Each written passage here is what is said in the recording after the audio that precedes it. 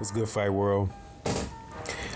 There was an interview that Errol Spence Jr. had done a little ways back, a few days ago, and I hadn't had a chance to get to it, but I'm going to get to it today, where he said that if he can't get Keith Thurman, he wants to fight Danny Garcia next.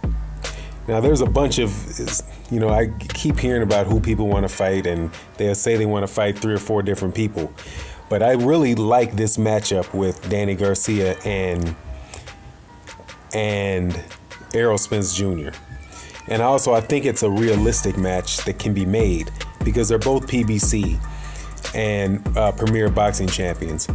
And Al Heyman, it seems, has been trying to have the fighters that he managed fight one another and create as many competitive fights as possible.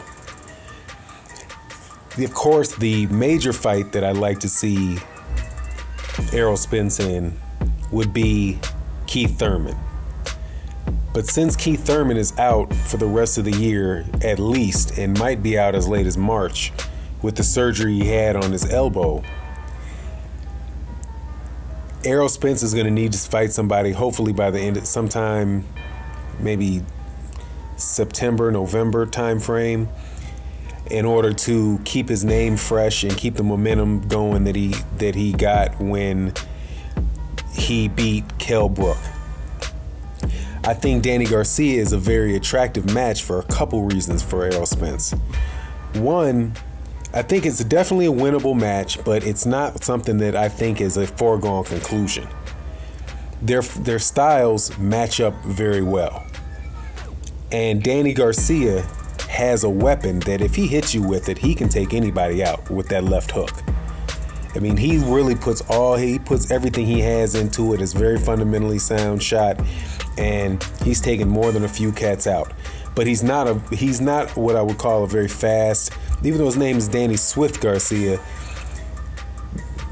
that's not what his feet are. His feet, he's a straightforward, come forward fighter.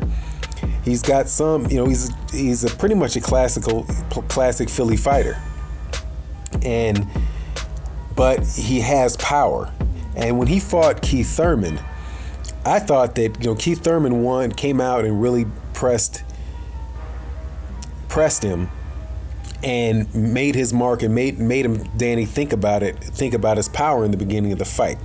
However, as the fight progressed, I saw Danny getting closer and closer, putting more pressure on Keith Thurman, and really holding his own in the later half of the fight with Keith Thurman.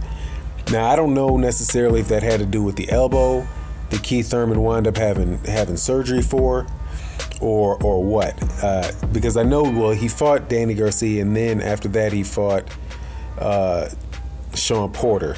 So I don't think I got those fights backwards. I'm pretty sure it was Danny Garcia, and then he fought Sean Porter, and then after the Sean Porter fight, he had the elbow surgery. But it seems like that was something that was chronic, and it might have been affecting Keith Thurman's power for the last few fights. But that being said, Errol Spence Jr.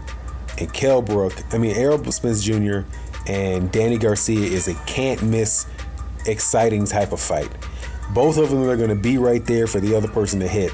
I think that Errol Spence Jr.'s defense is better than what people give it credit to.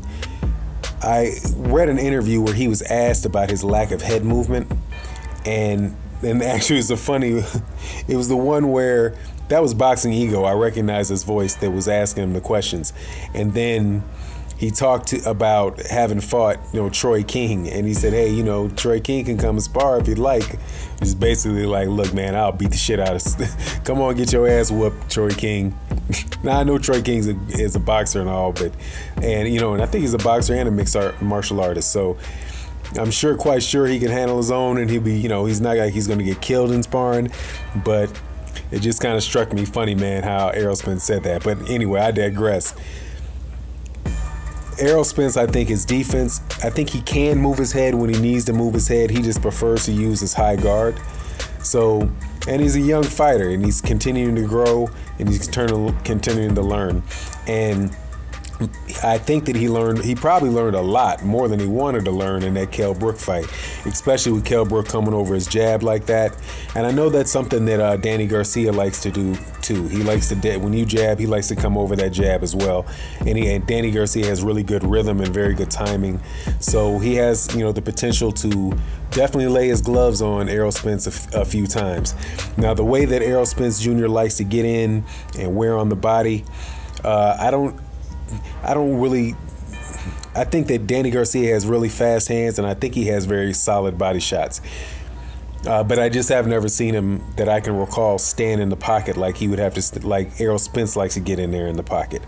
Now, I think, of course, Errol Spence is the bigger fighter, having started his career at 147, and most definitely will at some point be moving up to 154, probably in a few years, where Danny Garcia came, started at 140 and then wound up moving up after that. But man, I look for an exciting fight, and I think for sure there's no way that both fighters are getting out of there awake.